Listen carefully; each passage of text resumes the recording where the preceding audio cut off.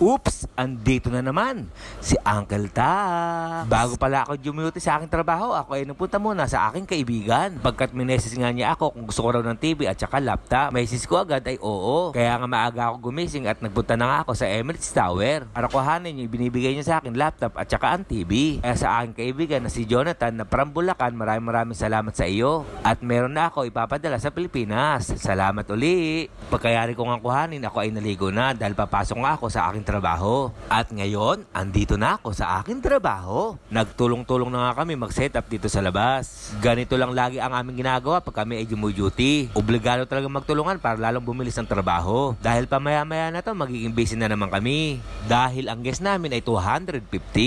At pagkayari nga namin mag-setup sa labas, ako ay napunta na ng back area. Ako ay napunas na ng baso, cutlery at saka mga plato. Pinunasan ko na rin yung lip. Hindi ko nga lang na-videoan dahil medyo busy nga kami. At ngayon, eto na, dumating na ang pagkain namin. Ito yung lasagna, Italian spaghetti, at syempre hindi mawala ang prawn spinach salad. Kalasa!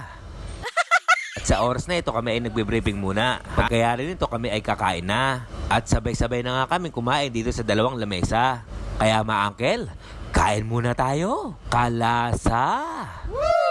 At shoutout muna tayo. Shoutout pala kay Kuya Lloyd Mendoza from Pangatian, Cabanatuan City, Nueva Ecija. Shoutout din sa aking pinsan kay Andrea Tako-Tako, Ate Flor de Lisa, Remy Bailon. At syempre hindi mawala si Ate Margar Rivera Deao from Aduas, Nueva Ecija. At sa oras na ito tapos na nga pala ako kumain. Kaya nagpapahinga na lang muna ako. Pero yung mga kasama ko ay nagsisimula palang kumain. Pahinga lang siguro kami rito ng 2 oras dahil yung mga guests namin ay darating na. Ito lang madalas ang aming ginagawa kaya enjoy lang. Eto na mga guests namin.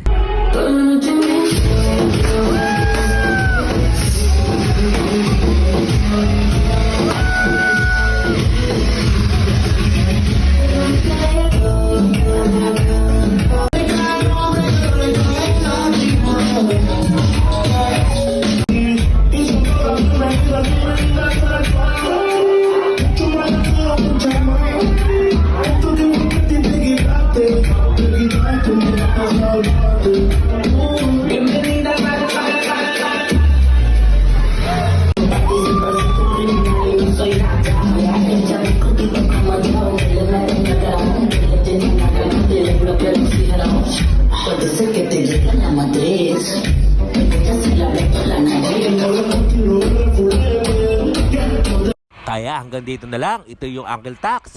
Ingat!